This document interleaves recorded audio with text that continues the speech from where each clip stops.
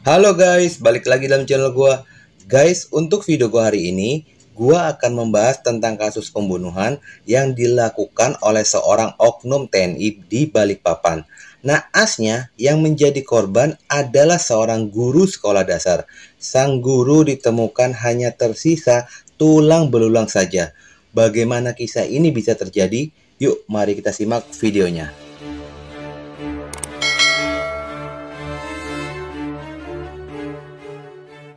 Di era digital seperti saat ini, banyak aplikasi menawarkan media pertemanan yang cangkupannya sangat luas, baik pertemanan di dalam negeri ataupun di luar negeri. Rasanya jarak jauh sudah tidak terkendala terputusnya komunikasi. Namun sayangnya, media pertemanan ini disalahartikan sebagai media untuk melakukan tindakan kriminal. Tetapi banyak juga yang memanfaatkan media pertemanan ini sebagai komunikasi, contohnya untuk menjalin silaturahmi atau mungkin mencari jodoh. Hal ini pun terjadi kepada kedua pasangan ini. Awal perkenalan mereka antara Praka M. Abdul Muthalib alias Praka Mam berusia 32 tahun dan Rizky Rahmadini alias Kiki berusia 30 tahun. Mereka dekat dan berkenalan melalui sosial media yaitu Facebook. Pria asal Mojokerto, Jawa Timur, seorang pria yang memiliki postur tubuh yang tinggi, tubuh besar, padat, tampak gagah saat berjalan, menggunakan seragam TNI AD Abdi Negara. Setelah lulus pendidikan Tamtama sejak di tahun 2012, Prakama mulai berdinas di Kesatuan Yonif 600 Rider Kodam Mula Warman. Sosok Prakamam inilah yang berhasil menarik perhatian dari seorang wanita berhijab berkulit putih dengan senyum manis menghiasi wajahnya dan bertubuh mungil yang bernama Rizky Rahmadini. Dia anak sulung dari 3 bersaudara yang terlahir dari pasangan Bapak Kuswanto 60 tahun dan Ibu Sugiem 52 tahun. Kuswanto, ayahnya Kiki, adalah pensiunan sebagai pegawai negeri sipil di ZENI Komando Daerah Militer Mula Warman. Kiki merupakan seorang guru honorer yang mengajar di sekolah SDN 008 Balikpapan Tengah. Wanita berhijab ini dikenal sebagai pribadi yang baik, sabar, periang, dan pendiam. Banyak yang mengenalnya pribadi yang tidak terlalu banyak berbicara. Bahkan keluh kesah masalahnya yang sedang dihadapin pun tidak pernah diutarakan kepada orang lain. Sejak dari perkenalan itu, mereka berdua merasa ada kecocokan, sehingga terjalin asmara di antara mereka berdua. Hubungan mereka berjalan selama 2 tahun lamanya. Kiki yang menjalani hubungan dengan Prakamam selalu mendapatkan perlakuan baik darinya, sehingga meyakinkan Kiki jika Prakamam adalah sosok pria yang baik.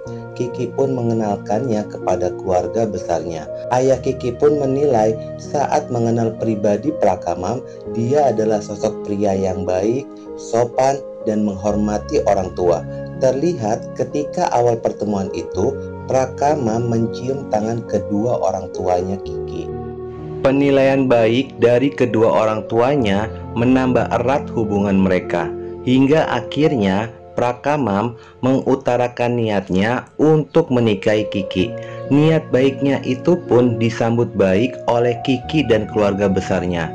Mereka pun mulai mempersiapkan pemberkasan guna melengkapi keperluan administrasi pernikahan dinas kantor dan pernikahan KUA.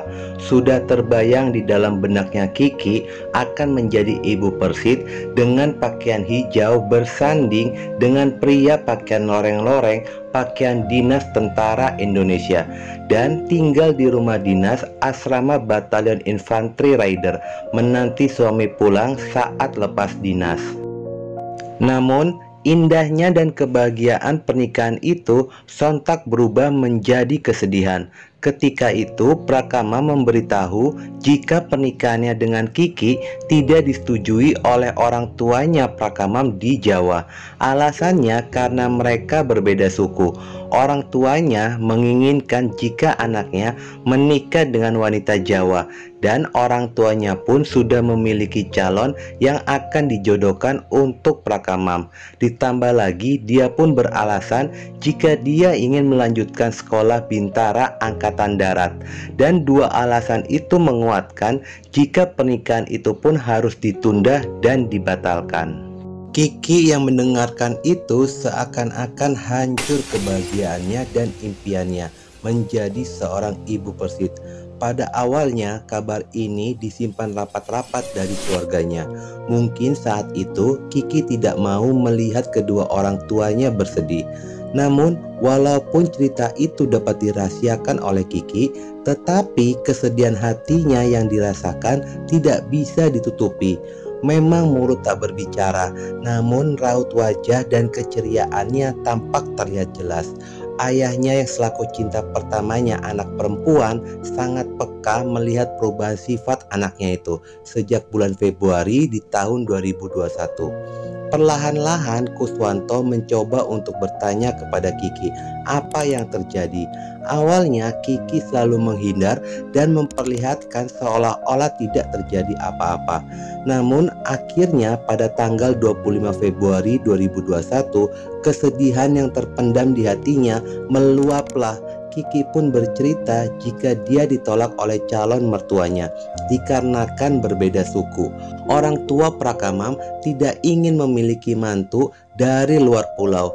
Kuswanto sebagai ayah pun mencoba untuk bersikap bijak dengan menyemangati untuk menghapus kesedihan Kiki. Namun ternyata Prakamam sendiri menyatakan akan tetap menikahi Kiki walaupun belum mendapatkan restu dari orang tuanya. Seminggu berlalu, tepatnya tanggal 1 Maret 2021. Pagi itu, Kiki berdandan cantik mengenakan pakaian rapi. Lalu dia pun berpamitan kepada kedua orang tuanya, hendak mengurus perpindahan data BPJS. Karena Kiki dan keluarga baru saja menempati rumah baru sejak 7 bulan yang lalu. Dia pun pergi ke tukang jahit mengambil baju Persit yang sebentar lagi akan digunakannya.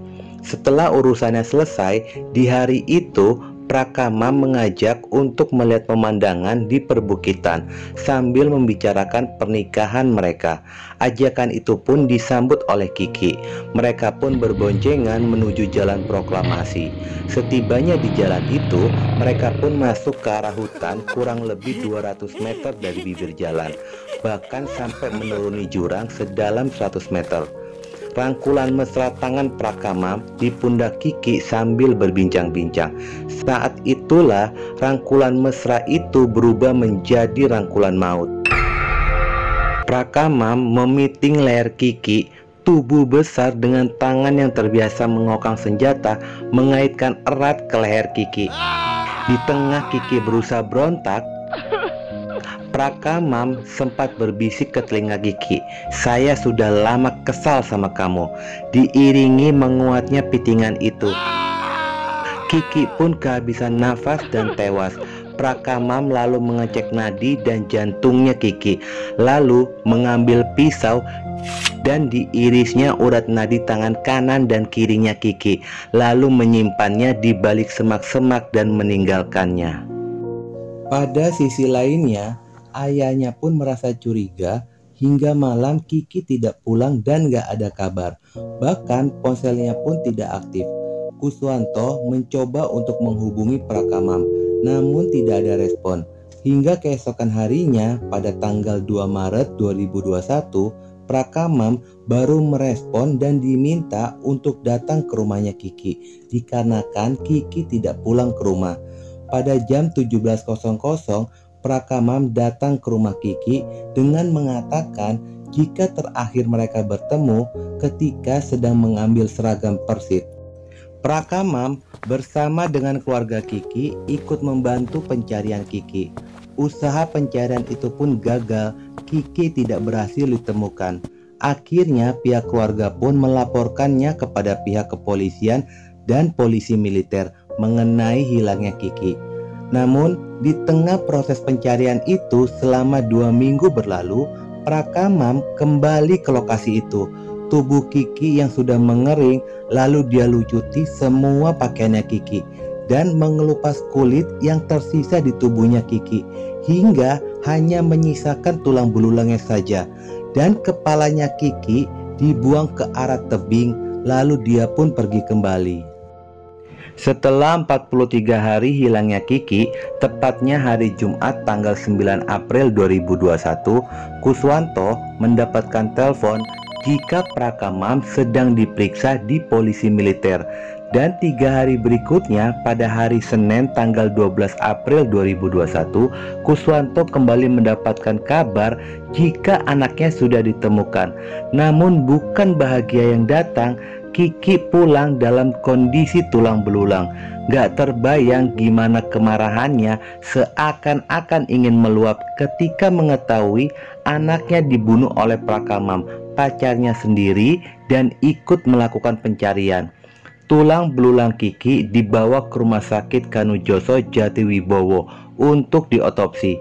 Isak tangis keluarga pun pecah tatkala melihat peti jenazah berwarna coklat tiba di perumahan Batu Ampar Permai, Kelurahan Geraha Indah, Balikpapan Utara pada hari Rabu tanggal 14 April 2021 sore harinya. Kasus ini pun terungkap berawal ketika polisi militer mendapatkan bukti di hari terakhir Kiki hidup bersama dengan Prakamam, sehingga guna interogasi Prakamam pun ditahan oleh polisi militer. Namun pada saat diinterogasi, Prakamam bersikeras tidak mau mengakui pembunuhan itu, hingga pada akhirnya dia pun menyerah dan mengaku jika dialah yang melakukan pembunuhan. Bahkan Prakamam sendiri yang menunjukkan di mana lokasi tubuh Kiki disembunyikan. Rupanya motif dari pembunuhan ini selain karena dipaksa untuk menikahi korban, ternyata Prakamam sendiri sudah menyimpan kekesalan kepada Kiki karena Kiki selalu mengancam jika Prakamam tidak mau menikahinya, dia akan menyebarkan video dan foto ketika mereka sedang bermesraan. Kasus ini pun digelar di Pengadilan Militer Dilmil 107 Balikpapan. Keluarga korban menuntut vonis mati bagi pelaku. Namun majelis hakim Dilmil pada saat itu memvonis penjara seumur hidup kepada Prakamam dan mendapatkan hukuman tambahan, yaitu pemecatan dari anggota TNI. Walaupun vonis kepada pelaku tidak sesuai yang diharapkan, namun Kuswanto, ayah korban, mengaku menerima dan puas dengan vonis itu dan mendapatkan keadilan atas kematian putri sulungnya, dan itu ditunjukkan dengan dia melakukan sujud syukur di ruang sidang. Jujur ya guys, gua ngerasa sedih banget ngelihat ayah korban melakukan sujud syukur. Gua yakin banget pasti hatinya hancur, marah dan sedih, namun mencoba untuk tetap tegar, ikhlas dan sabar. Orang tua pelaku sadar nggak sih jika pelaku ini merupakan anggota TNI yang harus siap ditempatkan atau ditugaskan dimanapun. Kalaupun bertemu dengan pasangan di dalam tugasnya, walaupun itu berbeda suku, yang penting baik, pengertian, apalagi soleha, ya sudah restuin saja. Karena keharmonisan rumah tangga itu bukan dinilai dari suku yang sama atau berbeda suku, melainkan dari akhlak pasangan yang menjalani rumah tangga itu. Oke guys, sekian dulu video gua hari ini. Semoga kalian bisa mengambil pelajaran dari kisah ini, dan jangan lupa ikuti terus video gua, oke?